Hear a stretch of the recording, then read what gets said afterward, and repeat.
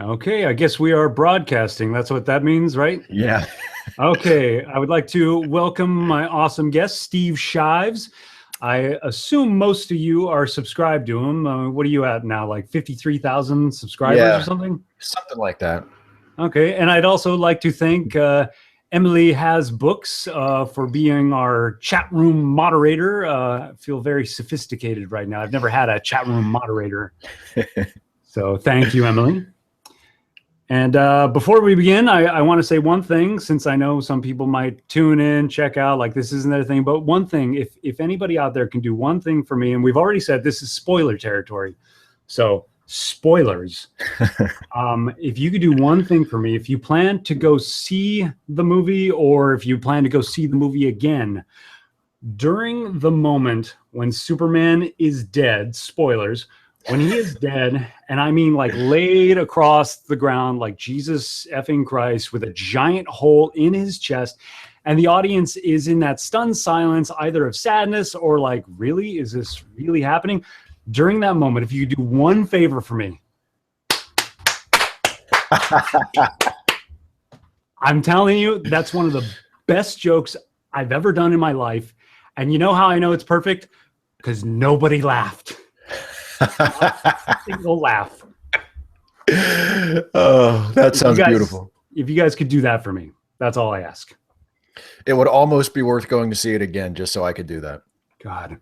And so for those of you who can't read the title or don't understand certain concepts, we are reviewing Batman v Superman, Dawn of Justice. Now, a question for you. What the hell's up with the V, Steve? It's like a court case. It's like they're getting a divorce. And they need to decide who gets custody of what. I don't know. Why is it not VS? I don't know. I'm sure if you asked Zack Snyder, he would talk to you for 15 minutes about why it's a V rather than VS. Maybe, but I have no idea. In my mind, I'm thinking, okay, The Dark Knight was 3 movies.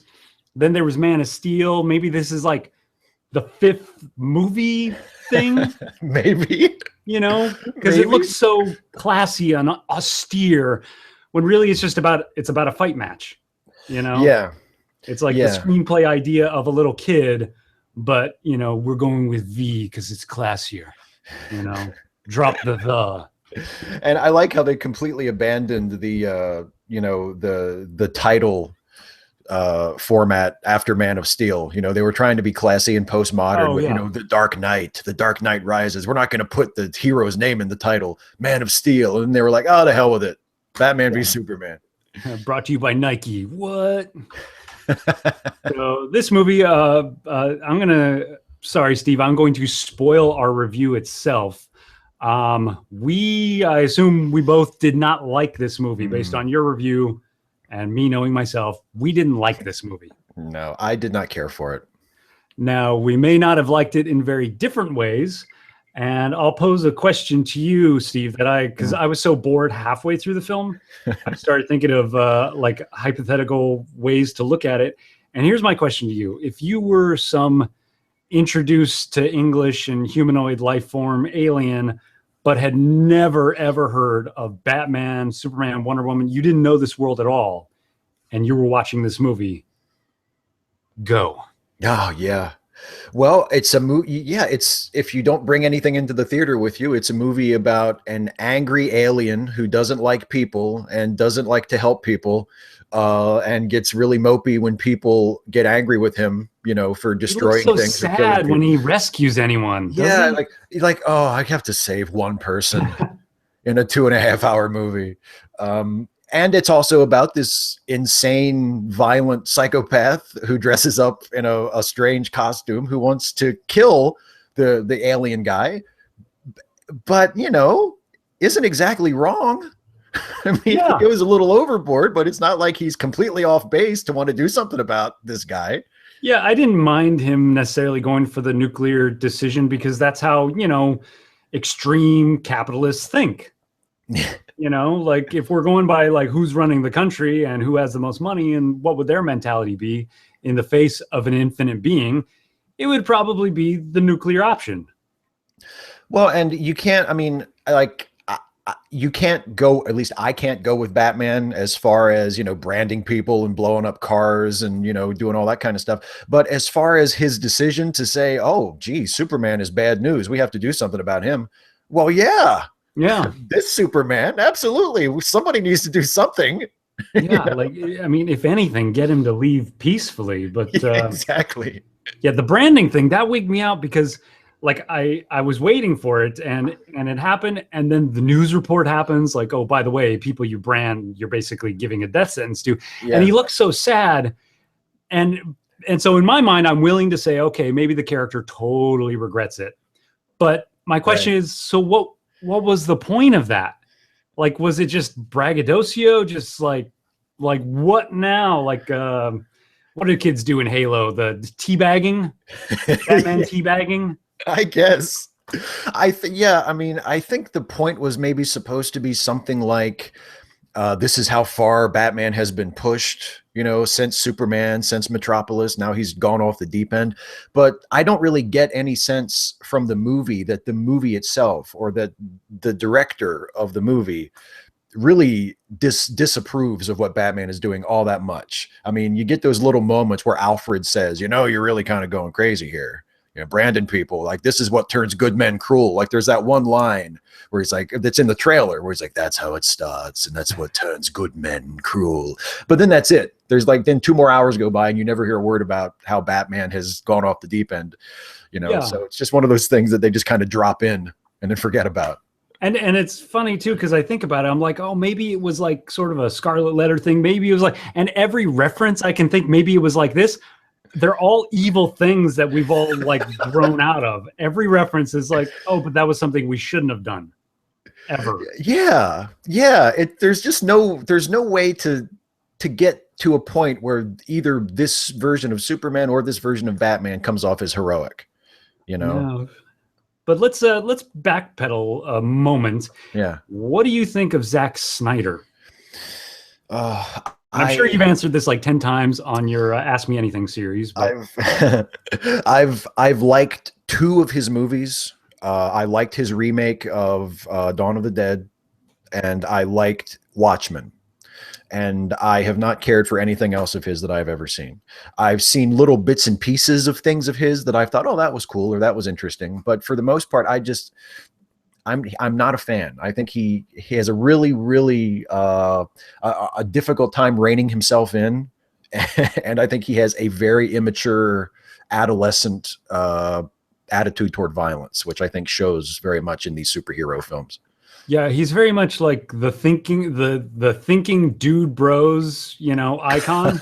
Yes. But I got to say, I forgot about Dawn of the Dead. So I'm willing to go to 4 movies that I like of Zack Snyder's. Because I did enjoy 300, because in my mind, 300 is nothing other than what it is.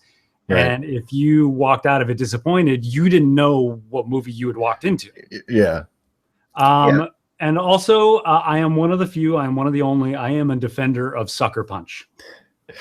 Yeah, I remember that. I remember when you were on a hangout of mine a couple years ago to talk about Man of Steel, you sort of carried the flag for Sucker Punch. So yeah, I'm one of the few, and I get why kind of everybody hates it, because if you're a feminist, it's definitely not empowering towards women. If you're men's rights, it's a movie that clearly hates men. But to me, it just hit this perfect zone of misandric fairy tale. I kind of get that. Yeah, I get that. But you're right. But that's one of the interesting things about Snyder. Even though I can't really say that I enjoy his work, I get the impression a lot of the time when I watch his work that he doesn't like the audience. Because there are these themes throughout his movies where, okay, people generally suck, people are terrible, men and women, everybody's terrible. Nobody deserves to be saved. Nobody deserves, respect. Society is terrible. Of course, Superman doesn't save us. We don't deserve to be saved. Like there's definitely like a very strong vibe in a lot of his stuff of that sort. I think he's like, and I thought about this earlier in the week. I tweeted this. I think he's a less self-aware Michael Bay. Like Michael Bay, you know, passed that whole pretentious, probably reading too much Ayn Rand phase, and he's just willing to admit, fuck everybody. Like, did you see Pain and Gain? No, If you hate Michael Bay, that might be a movie you're prepared to like, because that movie is quite upfront that it is extremely nihilistic. It is a hateful. It's like Lars van Trier's. That's what that movie is, because it hates humanity, unapologetically hates humanity, and I think that's the perfect film for Michael Bay. And I don't think Snyder's ready to kind of admit that to himself yet. Yeah, I see what you're saying. And Snyder also has like I don't know, like Snyder makes too many excuses for his work and is too quick with the rationalizations and the reasons. And Michael Bay, I think, has gotten to the point in his career where he's like, no, it's Transformers blowing stuff up. That's the movie. If you don't like it, okay, whatever. Like he's well beyond giving a shit. Yeah, and the sad thing is Snyder has shown us some beautiful moments. Like, even in this movie, there are some beautiful shots, like things that watching it, I kept thinking, shit, you didn't earn this at all, but that is beautiful. There's tons of stuff like that. Yeah. Well, I mean, honestly, even though I hated the ending, and I mean, I hated almost everything about the movie, honestly, but that final shot of the dirt sort of levitating off of Superman's coffin in a better movie, that is an amazing ending. You know what I think? It's a beautiful shot.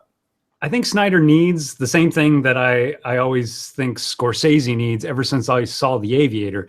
I think Snyder needs Michael Mann with a short fucking leash. Yes. You know? Because, like, Michael Mann's not going to let a bad movie, you know, pass from under his watch. Like, no. Of course, I never saw Gangsters. But what was that Johnny Depp movie? Oh, Public Enemy, wasn't it? Public Enemy. Yeah, I never saw that. But either way, like, Michael Mann knows how to rein in, you know, good directors.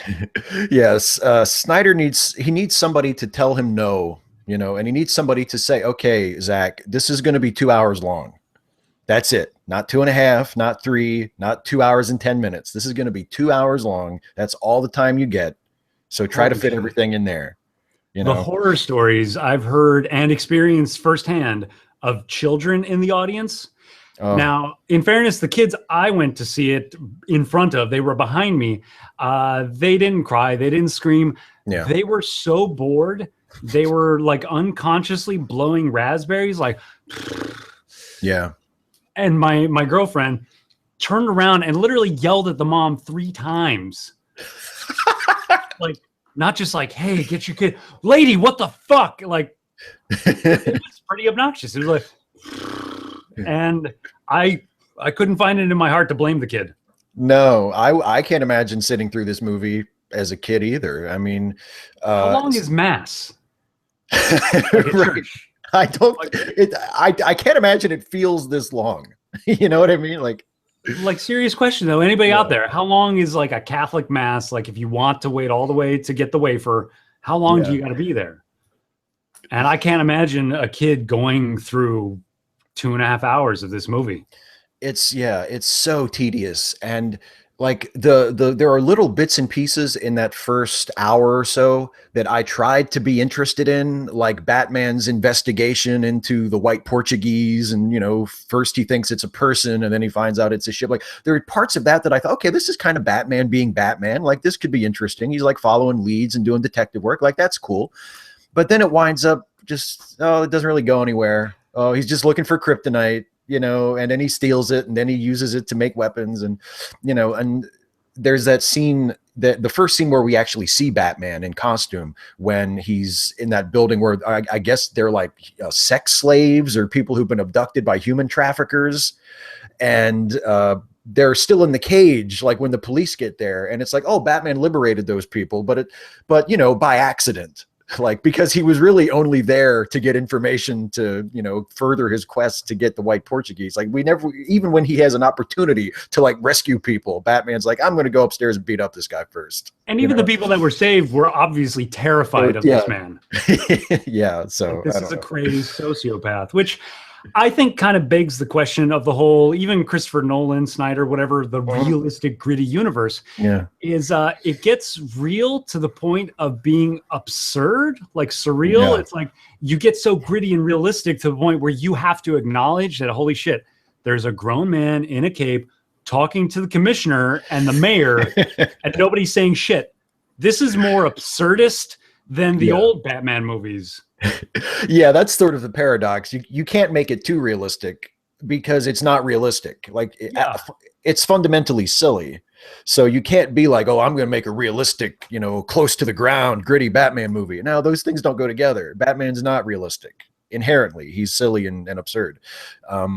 But the thing that the Nolan movies did pretty good, though, is they at least in The Dark Knight, not so much in the other ones, but at least in The Dark Knight, it posed the question of whether or not Batman should be doing what he's doing, whether or not Batman is good. And it took that question very seriously. Like a lot of the themes of the movie were tied in with that question.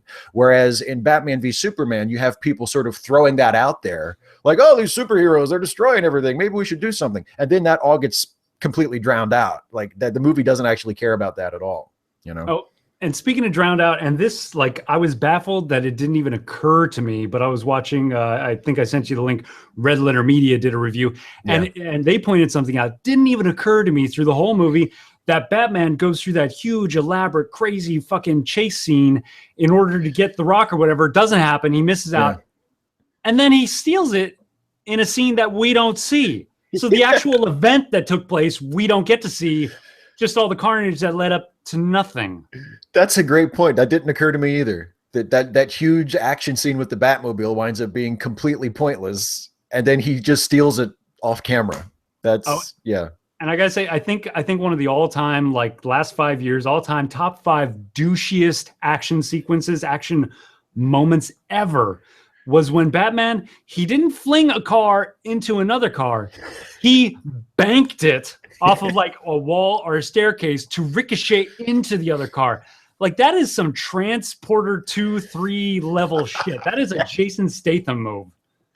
Yeah, because Batman is such an asshole that he doesn't just want to shoot people and blow up their car. He has to come up with this really contrived, creative way of like flipping a car on top of another car. Yeah, it was like, what are those old 80s machines, the convoluted machines called? What are those? Oh, what, like a Rube Goldberg machine? Rube Goldberg, like, yes. Yeah, like the opening of Pee-wee's Big Adventure. Yeah. Like, he just, like, there was like so many elements in order for him to do the same thing that he could have just done by shooting the car. Yeah, exactly. He's by that point in that sequence, he's proven that he's perfectly okay just shooting people and blowing up their car. So why does he have to go through this contrived, like, well, I don't have the stomach to just blow people away, so I'll flip the car over. Okay, whatever, Batman. And then of course that's I think that's the second time that Superman shows up too late to do anything, because like in the Lois scene in the beginning when she's in Africa and all the shit goes down where everybody gets shot, and then when Lois is like the only one left that could be saved, then Superman finally decides to show up. And then in the Batmobile sequence, it's, Superman was just standing there waiting for Batman. He has a huge problem with how violent Batman is, and he's said repeatedly as Clark Kent by this point in the movie, like, oh, Batman, he's out of control. So he doesn't do anything to stop Batman from doing his Batman thing. He's just like, no, I'll just wait for him. He's going to be coming around the corner any second. Yeah. After he's already murdered a dozen people. And he doesn't stop him. He lets him run into him. It's like, you haven't stopped him. Like, he might be dead. Yeah. He's fine. Like a friend of mine got into a fender bender and he's, like, got to see the doctors for the rest of his life. Like, that's how real and silly can we be at the same time? Yeah. Well, it goes with Zack Snyder's Superman, who he literally just doesn't do anything. I mean, he'll stand there and let the Batmobile ricochet off of him, but he won't take any action to stop. That scene when he's at the congressional hearing and the bomb goes off, and he just stands there. We don't see him put the fire out. We don't see him try to evacuate other people from elsewhere in the building. Like, there's this perfect opportunity for Superman to do some Superman stuff. Nope. He just stands there and pouts like, oh no, blew everybody up. God. Oh, one thing I wanted to, one thing that we, I think, do disagree on, Okay. and I couldn't believe what extreme I've kind of come solidified in my head about this, but Jesse Eisenberg, I think, was terrible. And not just in like, oh, maybe he got bad direction. Oh, his character changed up his motivation scene to scene. And that's all fair and that's all Yeah. fine. But to watch a kid who, and I say kid, he's like my age, Yeah. who he can't act like, and acting, and this is a correction for like so many people in the world, acting is not showing, and it's not even, unlike Leo DiCaprio thinks, it's not emoting, because the showing's going to happen. You're an actor, you have an audience, that's going to happen no matter what. Acting is doing. What are you doing in the scene? What are you trying to get the other character in the scene to do?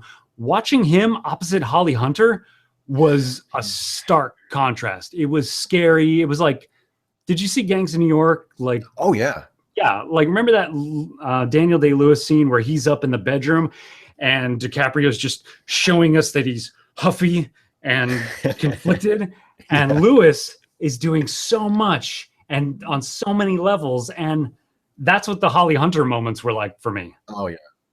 Yeah, I see what you're saying. I mean, I think this version of Lex is terrible, but I guess I'm not quite willing to place all of the blame for that on Jesse Eisenberg, because I see him there are scenes in that movie where I see him trying. I see him trying to make things work that can't possibly work. Like in that first scene between him and Holly Hunter, where he has that awful line that I think is only there so they could put it in the trailer, where he says, "The red capes are coming, the red capes are coming." That is not set up by anything in the scene. There's no reason for Lex to say that in that scene at all. It means absolutely nothing. And yet I see Jesse Eisenberg, he kind of takes a pause. He kind of tries to make it look like he's thinking, he's him and the senator have this moment where he's trying to summon some sort of motivation for Lex to say this. And it doesn't work, but I see him trying to make it work, So, I mean, I think he makes a lot of terrible choices as an actor. Like, I don't think it's a good performance, but I feel like he was sort of backed into a corner where this part is so poorly written that I don't know if anybody could have made it work, Yeah, and I will like I could imagine almost if every single scene of his was shot day one, and they're like, no, this is the first scene of your character. We'll take it somewhere from there. I could kind of imagine why he's going to play it a little. Oh, I'll just be awkward this scene, and then later I'll commit to something. I'll make a definite choice, and I'll do something. But if this is just the first scene of the movie every single time, then okay, I'll just act a little weird so nobody knows what's going on. That's what acting is, Like that's what acting crazy is. You just act a little weird. Yeah, it's true. I mean, I guess you might be thinking that eventually he's going to reveal like a different side to his character. Like he's going to come off as like kind of as a nerdy goof, millennial tech nerd, but then he's going to reveal himself to be like this steely, evil villain. And he never really does. Like even when he's trying to be evil, he comes across as just sort of a stereotypical, spaz type character. Yeah, I don't know. And that's why I was so blown away, because I remember obviously The Social Network. Like I loved him in that. He was amazing, but I always thought that whole like sociopathic like thing was, I thought that was him being a really good actor, and maybe it's not. Like, I don't know if did you see 30 Minutes or Less? No, I didn't.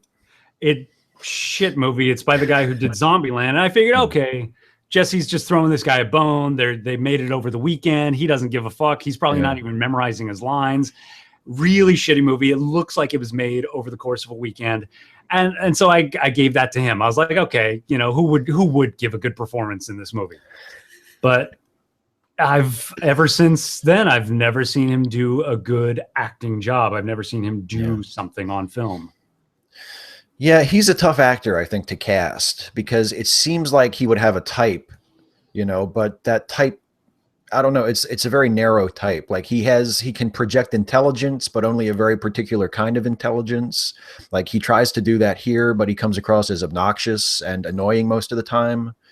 I mean, I don't know. I've read reviews where people compare him. They say this is like Lex Luthor crossed with Heath Ledger's Joker. I don't really get that comparison because, I mean, I do and I don't. Heath Ledger's Joker was actually came across as kind of scary. Yeah, Lex never comes across as scary. Because, like, despite acting crazy, Heath Ledger in every moment was doing something. And the scary part was you didn't know what. You know, you didn't know where it could go. And so just, acting is doing. God, I can't.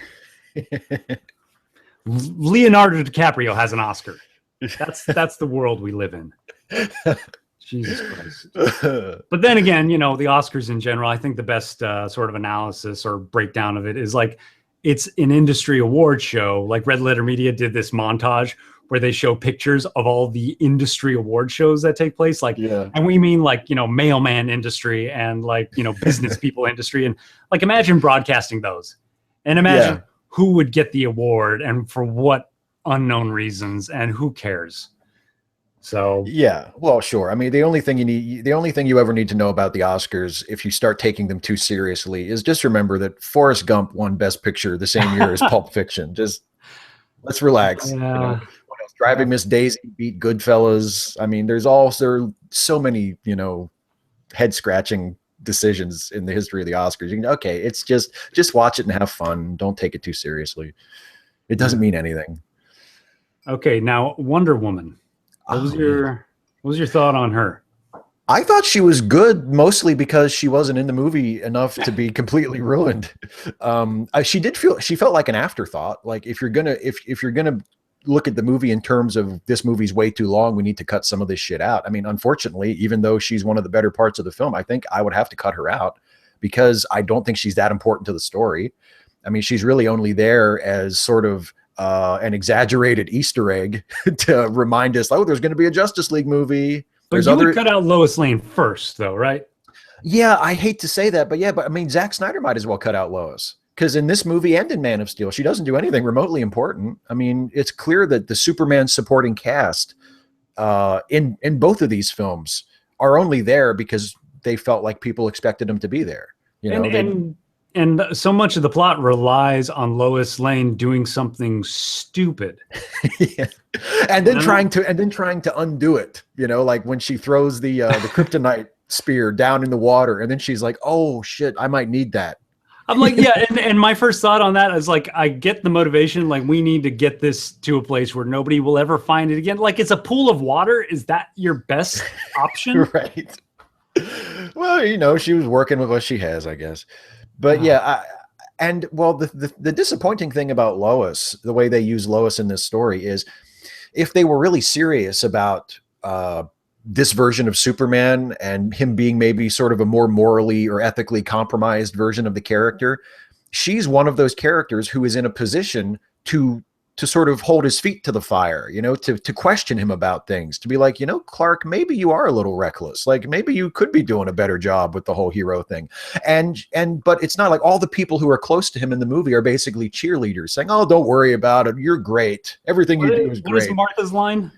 What is Martha's line? Like, don't worry about what the humans say. Yeah, basically, you don't owe this world a thing. Yeah, she says. Fuck them. Fuck them. Basically, the worst parent ever. That's why this Superman is so terrible, because he had shitty parents who said, you're the most powerful being in the world and you don't owe anybody shit. They remind me of those crazy parents you see that have like a football star son. Yeah. Yeah. You know, it's like, my boy's graduating this year. Yeah, you know? exactly. Like, you better take care of your math teacher, principal, whatever. Exactly. Like, yeah, my kid can do no wrong. You know, yeah, it's exactly like that. It's exactly like that. And again, the problem is that the Zack Snyder apparently has no problem with that. Like, it's not in there as a critique. It's not in there as like, oh, see what happens when you have poor parenting? Nope. Just fine. Oh, and the one moment that I think Lois almost kind of tries to not even rein Superman in, but the one moment she's perplexed that he's like instantly turning evil. Because Lex is like, go kill Batman. He's like, all right. And she's like, whoa, really? And he's like, hey, everybody turns bad. What does he say? Like, everybody turns bad, or, you know, yeah, something like good. That. Yeah, exactly. Yeah, nobody has. Instantly. Okay. But she should have said, but you were never good. Well, that's, speaking of that, when you started this out by saying, like, how would you feel about this if you walked into the theater having no idea about these characters or this world? There's a really baffling moment in the Batman Superman fight right before Batman is about to murder Superman, or attempt to murder Superman, when he's dragging him like into that courtyard. And he says, your parents probably told you that you were here for a purpose, or you were here for a reason. And I was sitting in the theater going, no, they didn't. Like, not his parents. Maybe in some other movie they did, but no, he never heard any of that. All he heard was hide from the world. Don't use your powers to help people. The world is shitty and they'll try to hurt you. So don't ever help anybody. Don't ever stick your neck out. That's what this version of Superman heard. So Batman, you might think that, but no, actually, that's not what he heard. Oh, by the way, I do have an answer for that question as I was watching it, pretending that I never had heard of Batman Superman. Yeah. And my answer is the Final Fantasy movie. Did you ever see that? A long time ago. Yeah, it's been a while. Like, I don't know anything. I don't know shit about Final Fantasy. I've never played them before, but I went to see that movie and it was just as perplexing. Like by 40 minutes out from the ending, they blow up like half the world. I'm like, oh shit, this must be the ending. And then sure enough, they top that. And then they top that. And soon like half of the universe is being obliterated with blue light. And I don't know what the hell's going on. And I can only imagine that's what this movie would be like to somebody who had no clue who Batman and Superman were. That's a great analogy. Yeah. Like, what is this? What does any of this mean? Why do people care about this after 80 years? If this is what this is about, So weird. But back to Wonder Woman a little bit, because this got brought up by a couple of my friends, that at the end, Batman is ready to like lead the team to war. And it got commented that, like, if anybody's going to kind of haphazardly lead people to war, it should be Wonder Woman. Yeah. And I guess my small rebuttal to that is like, well, where has she been for the last 100 years? And who is she? Because we don't know yet. Like, I assume in the Zack Snyder universe, I assume she's going to be a little more than not a qualified nurse, which I guess is her original backstory. Yes. Like, she just took somebody's nurse identity, because anybody could be a nurse. Exactly. You don't need to have any training. Yeah. And so my rebuttal to, like, let Batman lead the team, because even as a princess Amazonian warrior, like, how many team leading exercises have you led? How much of the management hierarchy have you had to answer to? Like, even at the end of the day, even Clark Kent knows that he better not bring his editor bad copy, because there's consequences. So, I think maybe that would have played a little better if Wonder Woman's reaction to what Bruce says had been different. Because I do think that's a great point. I mean, if you're looking at, which one of these two characters would know more about, epic conflicts and good versus evil, would it be the guy who's been punching muggers in Gotham City for 20 years, or would it be the immortal Amazon? Yeah, but maybe if Wonder Woman, because Wonder Woman's reaction when Batman says that is basically like, what do you mean? Like it's like completely clueless. She has no idea what he could possibly be talking about. And maybe if her reaction had been a little more sort of world weary, like, oh, here we go again, or like, this is the reason I walked away from humanity in the first place, something like that, instead of, oh, really? What do you mean, Batman? And then it's like, well, let me explain to you why we're going to have to fight this terrible battle. And also that Batman's reasons for thinking that are basically that he had some nightmares. Yeah. And question to you, do you know what he means? Because I'm kind of out of the loop in comic books, and I haven't watched the TV show The Flash or anything, but did you get the Flash reference? I just knew that it was a vague reference to something bad coming. I didn't get that it was referencing any particular thing. But did you know that was the Flash? Yeah. Or at least I guessed that it was. I thought that must be the Flash. And I had no clue. But I did have to confirm. Like, I did have to ask some other people. Like, well, that was the Flash, right? Because I was thinking that who else could it possibly be? Because I going in like, okay, they're going to try to set up the Justice League, so they're going to put little cameos of some of the other characters in. And when that was happening, I was like, okay, it's red. He looks like he's kind of like breaking through a barrier. Okay, so maybe that's the Flash. Okay, you're probably just smarter than I am. and as well as the Red Letter Media guys, which I recommend anybody watch the Red Letter Media review of this, because when Rich tells Steve and Jay that no, that was the Flash, the look on their faces, the switch over, like, what the fuck are you talking about? That's exactly how I felt when somebody told me it was the Flash. Yeah, it's not. Yeah, they don't exactly, spell it out for you, which is one of the few times when the movie doesn't spell shit out for you. It's when because they did offer us a nice press kit to look at in the movie that Wonder Woman showed us with logos and everything. Yeah. Like, did Lex Luthor design logos for the Flash? What a lovely award show press kit for so we can nominate our new heroes. What the fuck? Yeah, and it's nice to know that in this universe, the Flash is just some dude at like the convenience store from Clerks, who stopped a holdup, and Aquaman is kind of creepy because he like swims out and stares at the camera for like 10 seconds, and then it's like, "I'm gonna break your camera." I mean, maybe he's been in Atlantis this whole time, or I don't actually know the story of Aquaman. Yeah, he would have been in Atlantis if they're going by the classic origin. Yeah. Okay, so maybe he has no idea what this camera doohickey thing is. I guess the advanced technology of the Atlanteans doesn't include photography. Yeah, and again, like at least Wonder Woman knows how to try and access a flash drive, but is Aquaman who we want on our team just purely from a worldly standpoint? Yeah, it's like, I know they made him look kind of badass. He's all tattooed now and everything, but he lives under the water. Like, what is he? Did you ever see Patton Oswalt do his impression of what Aquaman's going to be? Yes. And it came true. Like, it came so fucking true. Exactly. They should just let Patton Oswalt write the fucking movies. It would be better than what we've got. I mean, God. He knows the characters. Although I am excited that Affleck is writing the Batman movie. Yeah, me too. That if that actually happens, that will get me to. I will break my boycott of the DC movies already, because I said, after this one, if this one was really so bad, that I was out. I wasn't going to see anymore. But I don't know if I could resist a Ben Affleck scripted and directed Batman movie.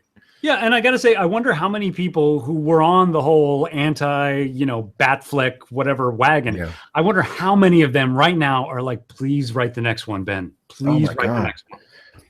A couple years ago, before Snyder officially got the job, the rumor was that they wanted Affleck to direct Justice League. And God, I wish that he had taken that job. I mean, God, I wish he had taken that job, because are they already making it? Yeah, Snyder's directing it. I don't know if they're actually shooting it right. I don't think they're actually in production yet, but yeah, they're shooting Wonder Woman now. And I think, as far as I know, after Wonder Woman, the next film in the docket for the DC cinematic universe is Justice League. So, God. Yeah. Okay. Favorite dumb moment of the whole movie. Batman getting I'm going to say mine first, and then I'll let you be a guest. I bet yours is going to be the same as mine. Is it when Batman got Doomsday to chase him? Oh no, but that's pretty bad. Which was mind-boggling. I'm like to me, that's like you and me were going out to my car or whatever, and I'm like, shit, I forgot my keys. Better throw a chain around this puppy and drag it back to my office with me so we can get the keys to open the car. Like, let's just walk back. Let's just go get them. No. We're already here. We got to drag this fucker back. Like, yeah, that made no sense. And at least Wonder Woman called him on it a little. At least she was like, why did you bring him back to the city? And he offered his bullshit. Well, there's nobody in this part of the city, because that's how cities work. Yeah. But okay, just Batman, just go back and get the thing. You remember where you dropped it, and Lois is still there. So even if you go back and you're like, "Where's the thing?" Lois can be like, "Oh, I threw it down in the water." Oh, damn it! And he can just go get it. You don't have to bring the monster back with you. How much easier would that have been than dragging an infinitely powerful man baby, through wherever? Yeah. Like, and at the end, he's about to die. Like, clearly, it would not have worked. Yeah. Yeah, Wonder Woman saved him. Like, yeah. So, what was your favorite dumb moment ever? It's got to be the Martha thing. Really? The Martha thing almost made me. I didn't say anything during the screening. I sat there and just watched it and didn't make any smart ass comments or anything. But that was the moment where I looked over at my wife and was like, "Oh, are you fucking kidding me?" Because here's Batman, who has basically won the fight, right? He's like 5 seconds from murdering Superman. He's going to stab him with the kryptonite lance that he made. And then for some reason, Superman, he doesn't say, "Save my mom," which you'd think he would have said, like when he first showed up before he landed and Batman started punching him. He would have said, "Hey, listen, this is all a big misunderstanding. Lex has my mom. So can we put our personal issues aside and go help my mom?" No, that doesn't happen. They fight for like 10 minutes. But then instead of saying in his moment of death, "Please, Batman, save my mother," he says, "Save Martha." And Batman's like, "Martha," and then Batman has like a freak out because he's like, "What do you mean, Martha? Who's what?" And then fucking Lois comes in and Batman's like, "Why does he keep saying Martha?" Like he's really freaking out about it.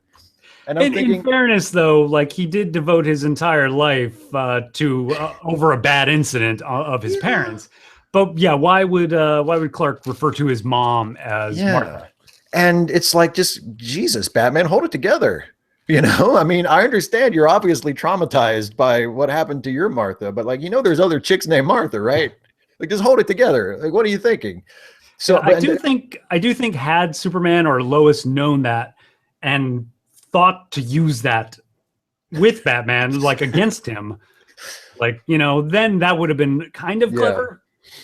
Yeah, but it's just a complete accident, which is one of my least favorite tropes, like in any kind of adventure story, when the hero is saved just by complete accident through no initiative or action of their own. It's like, oh, they would have died, except this totally random thing happened. I hate that. Everything happens by accident in this movie. And in fairness, there are a lot of movies that if you work them backwards, like even some of your favorite movies, if you work them backwards, don't make any sense unless you grant the mistakes of some characters or whatever. But this one, the entire thing, it's like Star Wars Episode 1 kind of, craziness. But which is a lesson that so many screenplay writers and storytellers need to learn, is that you have to work the story backwards. Like, how did we get to this scene before we, and like there are entire books on the subject, like backwards and forwards, like, and and if you granted, like I said, it doesn't always help or hinder a movie. Like there are a lot of people that will read Hamlet, just the forward looking way, and they'll think Hamlet is a lost child. Mm-hmm. But if you read it backwards, he's 007. He is Sherlock Holmes. He is looking at every angle. So, but you can't have no rhyme or reason. Yeah, and every movie has plot holes. Even the best movie will have some things that rely on a contrivance or just a convenience. The screenwriter or the director may be hoping that we won't notice something. Like my favorite example of that is the movie The Fugitive, where as I watch The Fugitive, and I've seen it like a million times, as I watch it, I'm completely taken by it and I'm pulled along by the story and I'm really excited and interested. But when you stop to think about it for 5 minutes, like none of it makes any sense. You're like, wait a minute. So they just happened to be going to see the same guy at the same prison on the exact same day at the exact same time. And that's how that chase at the St. Patrick's Day parade started. Like there's stuff like that all through that movie, but you don't notice it while you're watching it because the movie's good enough to pull you along. But with a movie like this, I mean, it's so tedious, it's so boring. And then when it even gets to the exciting stuff, it's still kind of boring because it's just people punching each other with no real reaction, with no real consequence. There's I was going to say, it lets, so tedious and boring, it lets even the most casual viewer examine in detail Lex Luthor's plan.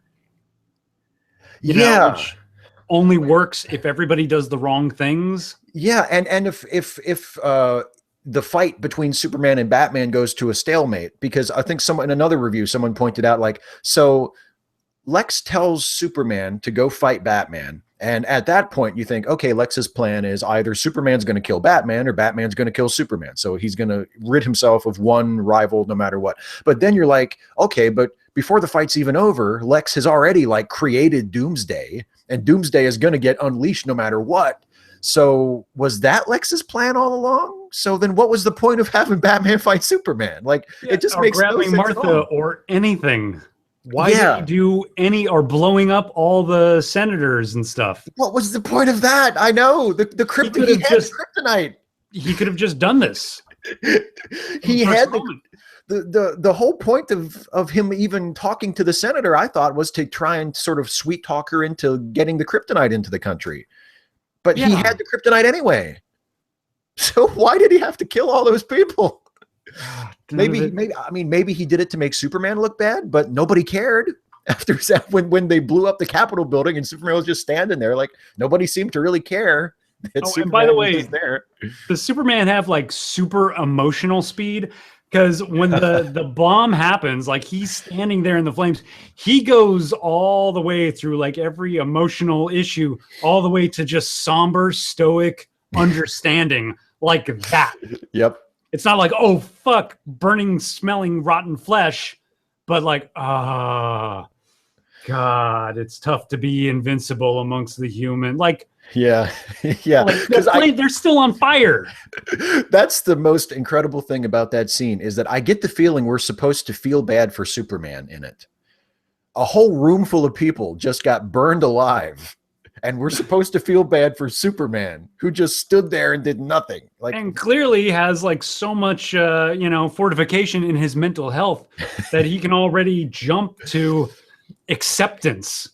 Like that. I mean, this is also a version of Superman who has a dream or a fantasy or whatever about his dead father, where he has the balls to say to his dad, "I miss you, Dad," after he's the one who let his father die completely senselessly in a hurricane or in a tornado in the last movie. Like, well, no shit, you miss him. I didn't even think about that. Him. Yeah. Yeah, it must be easy to miss me when you're alive. Yeah, exactly. Like, in hindsight, Dad, I wish I had taken like half a second to run out and grab you and pull you to safety. Yeah, of course, this is the same dad who's like, should I let a bus full of children die? Like, maybe you should. Yeah. Because that sounds deep and stoic and dark. Which, again, I think I said this at the time. That isn't necessarily something I would object to if the movie actually explored that.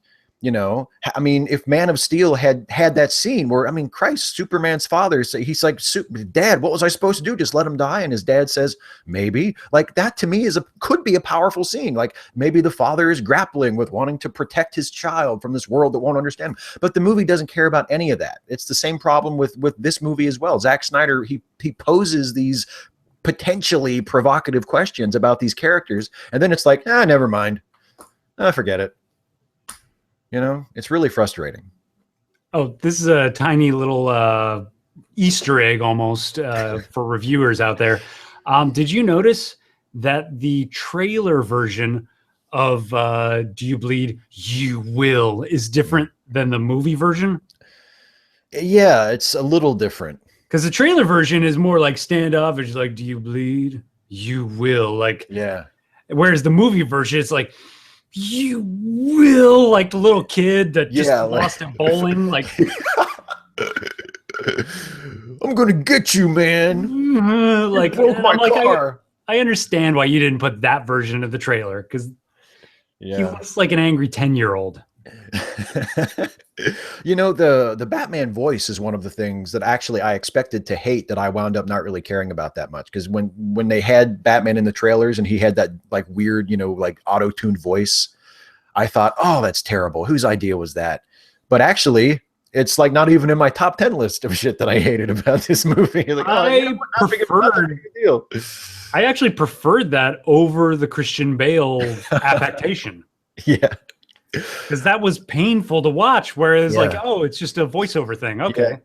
Yeah. And then when Christian Bale's Batman would talk to people who knew he was Batman like that, like when he would talk to Lucius Fox and he's like, "Dude, he knows who you are. Just talk to him normal." I saw you. Yeah. "I made you that costume, dude. Just talk to me normally." Oh, speaking of people who know Batman, worst Alfred casting ever. Am I right? Yeah, I think someone else, I saw someone else say that they didn't like it because they had a hard time accepting that Jeremy Irons would take orders from anybody. And straight up, did you notice that moment where Batman's serving him coffee? Yes. Your coffee, and Jeremy Irons, like Wait a every time minute. he said Master Wayne, it felt like in air quotes, like, oh, thank you, Master Wayne. Whatever. Yeah. Yeah. I Yeah. really hope to see you with a wife and kids and picket fences and matching. I can't even keep a straight face. Yeah. Sorry. Yeah. I know, what was that? He's like an old, grousing like grandparent. Like, when are you gonna settle down and have some kids? Yeah. Well, he's given those lines with a fitted vest suit looking like Jeremy Irons. Yeah. It's like casting Robert De Niro as like, the loving house husband. Like it makes no sense. Like, it's Jeremy fucking Irons. So of course Ben Affleck's bringing him coffee. Like, yeah, well, because Alfred's like, here's how this is gonna go. You can tell people I'm your butler if you want, but behind closed doors, we both know who's running the show. You know what I'm saying? Yeah. So that was that was baffling to me. Yeah. And question, maybe you know more about the crazy armored bat suit or whatever. How did Batman swing Superman around like a rag doll? I know he's strong, and I know that's a fortified armor suit. Yeah. Did that seem off-putting to you? Yeah. I mean, I guess it's maybe we're supposed to assume it's like an Iron Man thing where the suit is, mechanized somehow to give him increased strength. But yeah, to me, it's just a shortcut. I mean, I think Zack Snyder takes those kinds of shortcuts in action scenes a lot. Like, even in one of the movies I mentioned of his that I really like, Watchmen, there's that first big fight scene between the burglar and the comedian in the comedian's apartment, and of course the burglar turns out to be Ozymandias, and neither of those characters have superpowers, but they're fighting each other like superpowered people. Like, they're smashing each other through granite countertops and punching each other, with so much force on the soundtrack that it sounds like, they're punching each other. It's hard enough to cave their skulls in. And it just, okay, I guess we're just supposed to accept that that's the way it is. So I'm pretty sure Zack Snyder. I didn't mind that artistic choice in Watchmen. Yeah, it didn't ruin the movie for me, but it is something I noticed. It did confuse me because I had never read the book, and I'm going back to read the book, and I kept asking my girlfriend who had read the book at the time. I'm like, wait, so they're not superpowered? And she's like, no. I'm like, but they are though, right? Because like I saw the movie, and they're definitely superpowered. Nope. Yeah, so I was pretty baffled by that, but it didn't ruin the movie for me. Yeah, it didn't ruin the movie for me either, but I think it's just one of the, like, I think Zack Snyder he has a real problem reining himself in. I mean, I think he has this idea of, okay, and then Batman's going to grab him by a chain and he's going to fling him around and it's going to be awesome. And he doesn't stop to worry about, well, but how would Batman do that? He just thinks, oh, it's going to be so cool. And he just does it. Yeah. And sometimes you can earn that. And I'm all about directors who are bombastic and big, like, sure. Like, who's the guy? He did The Fall. He did The Cell. Tarsem. Tarsem. Yeah. Like, although now he goes by two names. Now he goes by his full name for some Tarsem reason. Singh, yeah. But like that guy is amazing, or he would be amazing if he had a decent producer. But like his last film totally bombed. Yeah. His last film with Ryan Reynolds and Sir Ben Kingsley. Like, did you even hear about this? No, I don't think I saw this one. Nobody did. No. Nobody did. It was like $80 million. Like, nobody saw this movie. Wow. And I think, he's another one. He's out there and he's wild and he's artistic, but like you got to have a good producer. Yeah, exactly. You have to have someone who's going to keep your eye on the ball, but I think part of the problem with this movie is it's sort of scattered by design, because they weren't just making a Batman movie or a Superman movie. They were making this movie that, okay, it has to be about Batman and Superman having some kind of conflict, but we also have to set up for this Justice League movie. And because we just decided to do this and we didn't build it up over 4 or 5 films like Marvel did, we have to fast forward the whole thing. So everything we need to set up the Justice League movie has to happen here in this movie, in addition to the Batman Superman stuff. And it just, we wind up with 2.5 hours where a lot of shit happens, but none of it feels all that important or meaningful. And although I will say, to the credit of a lot of things happening that I don't really care about, I was okay with them throwing away the whole Doomsday storyline in like 15 minutes. That didn't bother me. I don't hate the whole Death of Superman arc. Yeah. I don't hate the whole Doomsday story like a lot of people do. Like it's very cool to say that, oh, that wasn't very good writing, but I thought it was okay, but it really could have been condensed down to, like a couple issues. And so sure. I didn't mind them sneaking that in and just doing away with it. No, I didn't mind that either. I mean, I remember that I was reading the comics when that first was published. So I have complicated memories of it. Like I like it, but at the same time, I sort of look at it as, in hindsight, that was probably a mistake, because now like DC Comics is addicted to those humongous crossover events where it's like, that's all they ever fucking do. And that Death of Superman storyline and what followed from it, I mean, they sold a shitload of comic books. So, I mean, they were like, oh, hell yes, let's keep doing this. And now, it kind of bleeds into the movies as well. I mean, I don't think if you want to have Doomsday in a movie that you necessarily have to make it the Death of Superman movie, so I didn't have a problem with that either. I did think it was a little disappointing that they chose to have this version of Doomsday be like be sort of a product of General Zod. It's like General Zod with some genetic tampering going on, because it's like, oh, it's just the same villain. I mean, and I kind of felt the same way, even though I really liked these movies. I kind of felt the same way about the first Avengers movie, where like the bad guy was Loki. I was like, the bad guy from Thor, like they're just reusing the same bad guy. I mean, it was fine. Like I really liked that movie, but at the same time, it's like, God, you have like a whole comic book universe to choose from, and the best you could come up with is, well, we'll just use the bad guy from Thor.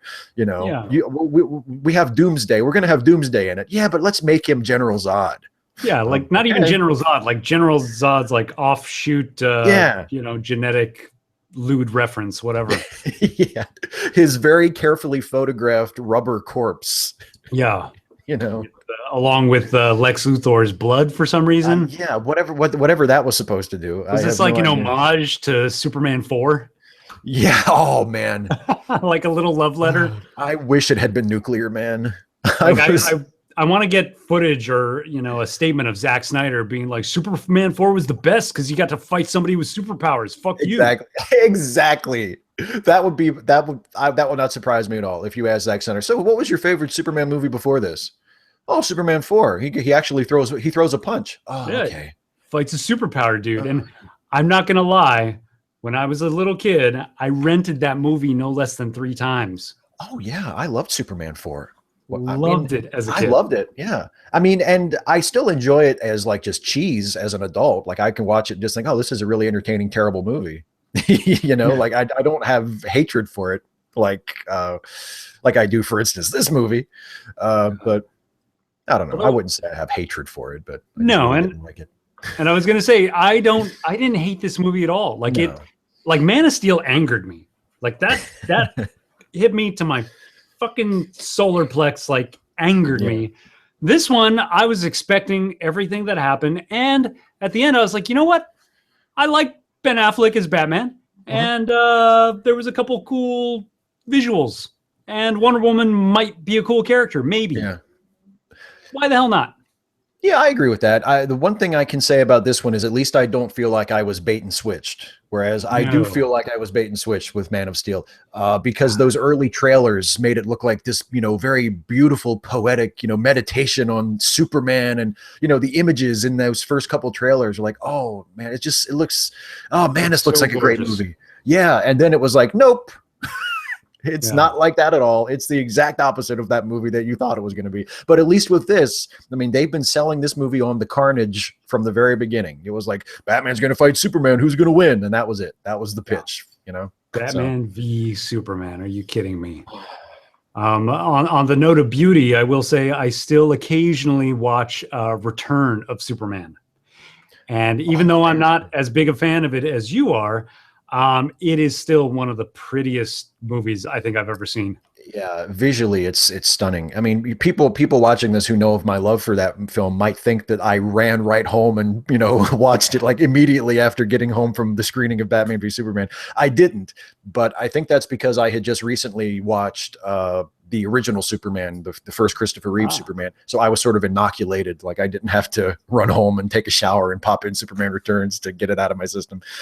But it is whether people like that movie or not. And most of the people who don't like it don't complain about the visuals. You know, they don't knock the visual style of Superman Returns, because it is just an exquisitely shot film. And there are shots in that movie that are just beautiful. And the thing is, like we said before, there are shots every once in a while in Batman v Superman that are very well shot, very well composed. And in a better movie, they could be terrific.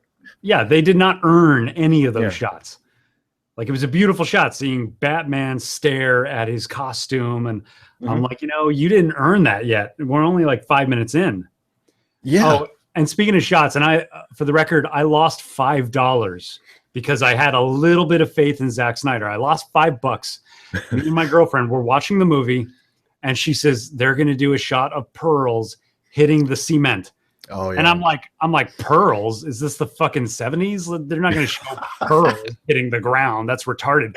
Soon enough, not only do the pearls hit the ground, a gun is fucking them. There are pearls everywhere. I'm like, okay, you earned the $5. Jesus. You were scammed. You were scammed by someone who knew Batman Year One and The Dark Knight Returns better than you, because that's like a huge image in both of those.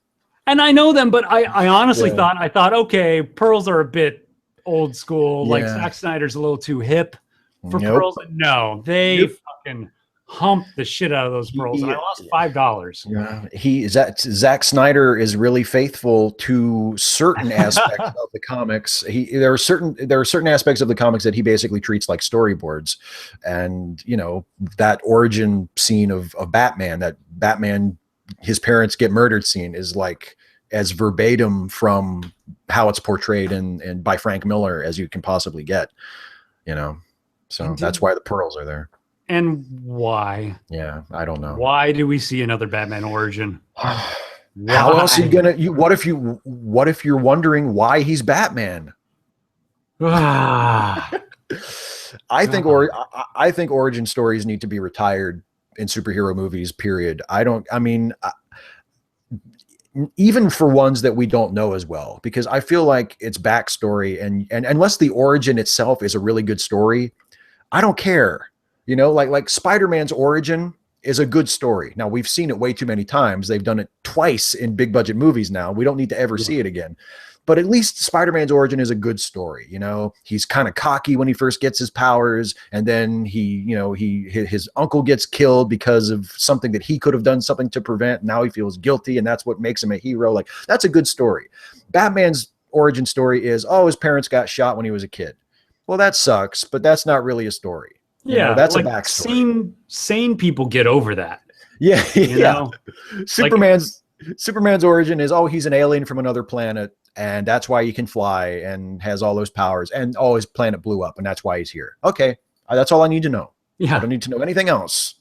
You know? We got a couple questions here. Okay. Emily, our moderator. Thank you, Emily. Says, was it Doomsday or a Lord of the Rings troll? It did have that look. I heard other people make that comparison. Yeah, that it's like it's like a beast from Tolkien. He looked that way. He looked a little more Doomsday-ish later on when he sprouted his bony spikes at one point. But yeah, when he first came out, actually, somebody else made this comparison too. It looked like a really, really badly rendered version of like the Hulk. Oh. You know. It did look like the Hulk's enemy in the Edward Norton movie. Yeah, it did actually. Yeah. What Tim Roth turned into. Yeah. It also looked like the weird child alien from, what was it, Resurrection? Oh yeah.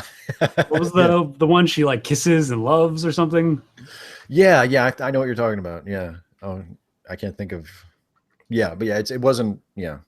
I understand those comparisons to like a Tolkien creature.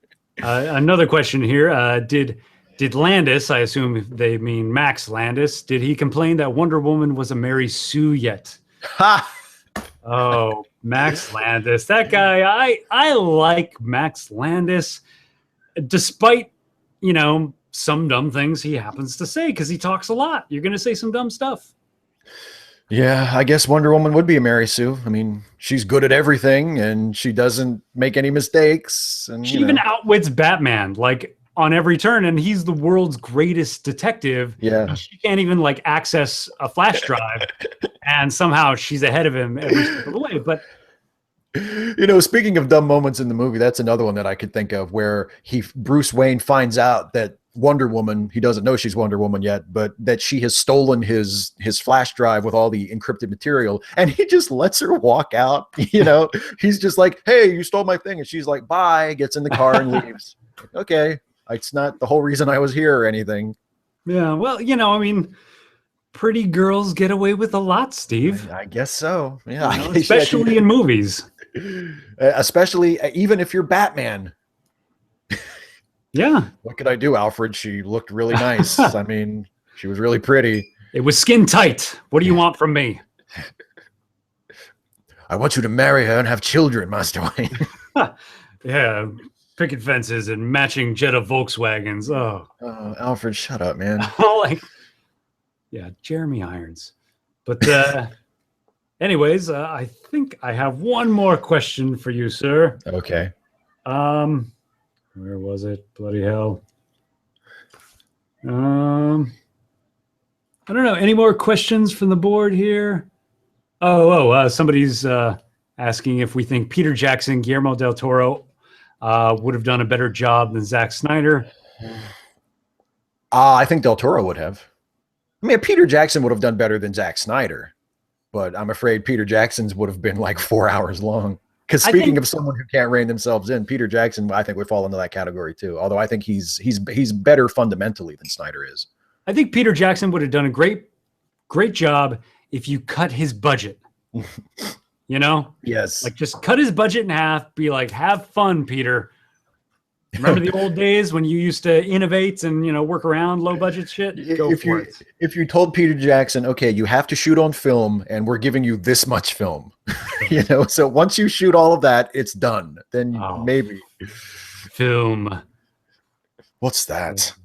God, I'm kind of glad that there's a demise of film. It makes guys like Christopher Nolan look even more pretentious. Like, have you seen that movie Side by Side? This is a huge recommendation. Anybody who's still watching, please go watch Side by Side. It's on Netflix. It's produced and like directed and hosted by Keanu Reeves. One of the best histories of film going to digital that will ever be made. Have you seen that? I haven't seen it, no, but I want to check it out now that you mentioned it. It sounds interesting. It's amazing. Like, it goes piece by piece, and all these directors debating each other, going head to head. And Christopher Nolan is in the background. He's like, I'm not going to trade in my crayons for watercolors. And just such a pretentious guy. Like, oh, wouldn't it be nice? Wouldn't it be nice to afford a fucking IMAX camera? Yeah. When I can get a Red for 3,000 or whatever. Yeah. So yeah. I'm okay that there's no more film. Yeah, it doesn't. I mean, there's a romantic part of me that sort of, is kind of bittersweet about it, but it doesn't. I mean, there have been plenty of great films made digitally, so it's not like it's going to be the death of the art form or anything. I mean, I think people who sort of wring their hands like, oh, there's not going to be any more film. Like, the film itself was never the point. It's the content that's the point, so that's what I'm the most interested in. Yeah, and you get all these big time directors, and Keanu's like, well, what about going to the theater and the experience? They're like, are you kidding? The parking, the popcorn, kids screaming. Yeah. I got a pretty nice TV. Fuck off. Right. Fuck you. I'm gonna watch it at home. Yeah. Yeah. So I did not mind. I did not mind having to put up with some really, really bored kids, because it just kept reminding me what this movie was to me. And any closing thoughts, Mr. Shives?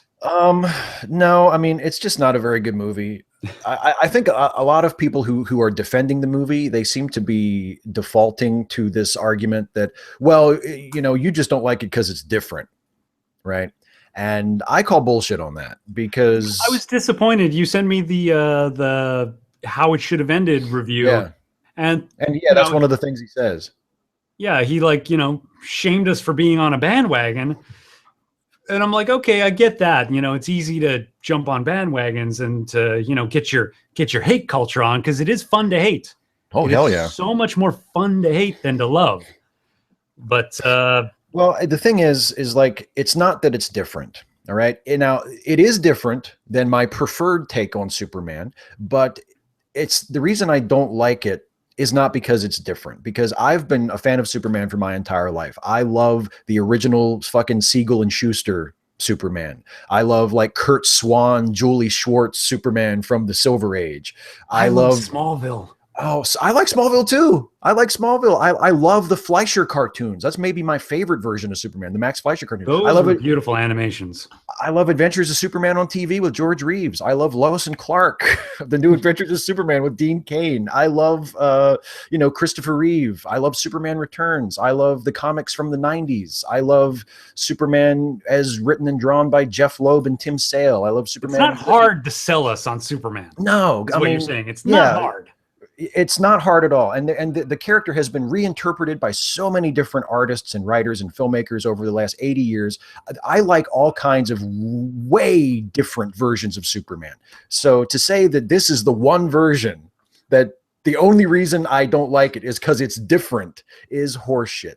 I don't like it because it's poorly written.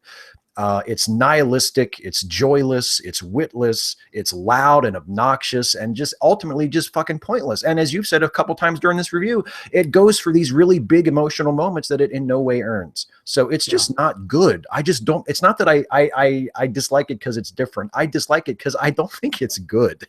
So. Yeah, and I think the appropriate exercise to do for that, to back that up, is pretend you've never heard of Batman and Superman. What would you think of this movie? And it's a mess. Yeah, exactly. All right. Well, anything else? Just you already got your last thoughts. Anything you want to plug right now? I know you're changing your stupid series. Oh yes. Actually, this Have coming you come up week, with a name? Yeah. Well, the because really Five Stupid Things was always kind of two series. There's the Monday version that I talk about current events, and then there's the Wednesday version that's more about like subjects. Yeah. The Monday version, the last episode of Five Stupid Things is this Monday. And then after that, it will turn into a very similar show, a suspiciously similar show called The Low Five. And then the Wednesday version, that is also ending this week. The last episode of that Five Stupid Things will be on Wednesday. And then after that, it's going to be a series just called Five Things, where each episode will have its own sort of unique title. Like the adjective will change depending on the subject. So five weird things, five silly things, five bizarre things, whatever. Might it ever be like five good things, like five positive things? Sure. Yeah, absolutely. That's actually something that I would like to do with it. It gives you a little more flexibility, because you're like, oh, it's not going to be stupid all the time necessarily. So it doesn't always have to be a bummer. Okay. Will we ever see like an individual, like the five stupid things of something stupid? No, probably not. I'm going to try to avoid using the word stupid. If I want to say that something is, I could say, foolish or silly or asinine or ridiculous or whatever. I'm trying to avoid having that word in a title. But yeah, but it doesn't mean I'm going to be uncritical of things, or I'm going to stop calling out things for being lacking in some way. It's still going to be a very critical show. So I'm not going soft, rest assured. Is that what he said? Yeah. Well, thank you very much for joining me, Steve. This has been fun as always.